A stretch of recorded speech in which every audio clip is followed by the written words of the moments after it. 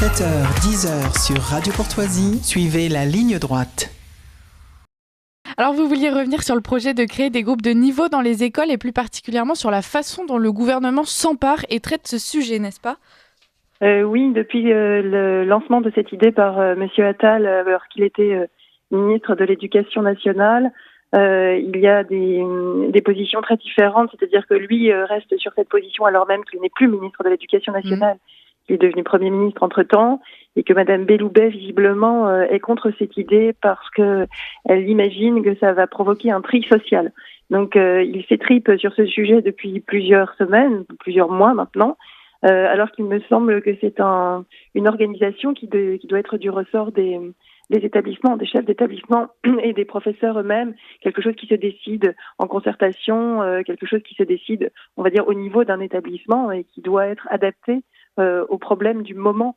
Il y a des établissements dans lesquels les groupes de niveau ou les groupes de besoins sont nécessaires, voire des classes où c'est nécessaire, et d'autres où ça l'est pas complètement. Donc j'imagine que dans une école où on va imposer ce genre d'organisation, les gens vont s'arracher les cheveux pour essayer de fabriquer des groupes de niveau alors qu'il n'y a pas de problème, alors que dans d'autres, ça se fait depuis toujours. Donc voilà, cet étalage de politicaillerie, je dirais, parce que c'est ça, c'est vraiment pour exister politiquement, fait que finalement, dans les écoles, on est obligé de subir des décisions qui sont prises au dernier moment. Par ailleurs, Monsieur Attal a été nommé Premier ministre et a tout de suite indiqué qu'il emmenait avec lui la cause de l'école. Donc je ne comprends pas que quelqu'un ait accepté le ministère de l'Éducation nationale compte tenu du fait que de toute façon, il ou elle sait très bien qu'il n'aura aucun pouvoir, aucune marge de manœuvre, puisque c'est le Premier ministre qui gère l'éducation nationale en France aujourd'hui.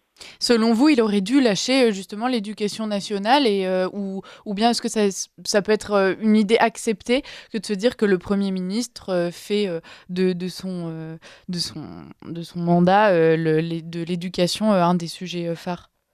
C'est-à-dire que depuis le début des mandats de Monsieur Attal, mais même avant, Monsieur Macron a dit que l'éducation nationale était un domaine régalien.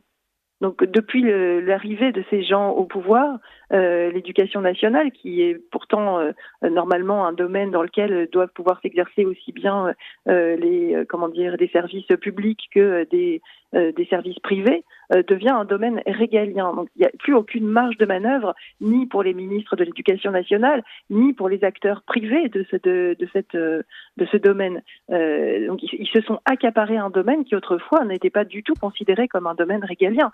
Et comme il y a un énorme problème aujourd'hui en France avec l'école, on voit bien que l'école n'instruit plus les élèves, on voit bien qu'elle se contente, et c'est pour ça que mon livre s'appelle La Grande Garderie, l'école se contente d'organiser la surveillance des élèves et de libérer les parents de cette charge sans instruire les élèves. Et même aujourd'hui, la surveillance n'est plus assurée, puisqu'on voit qu'il y a des écoles dans lesquelles il y a des actes violents, dans lesquels les enfants souffrent de harcèlement, etc.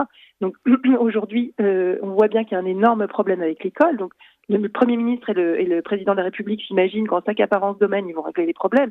Sauf que ce qui est souhaitable aujourd'hui, c'est le contraire, c'est-à-dire moins de pouvoir régalien et plus de liberté, plus de concurrence, plus d'initiatives privées pour permettre de régler les problèmes au plus près du terrain.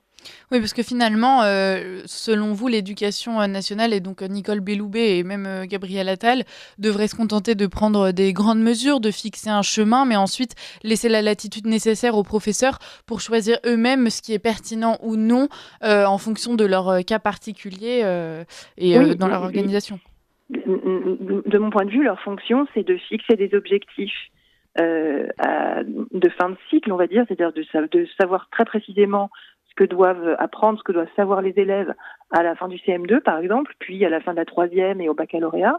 Une fois qu'on a fixé ces objectifs-là, on met en place des examens nationaux qui peuvent être passés dans des écoles privées, dans des écoles publiques, peu importe, pourvu que les élèves aient le bon niveau.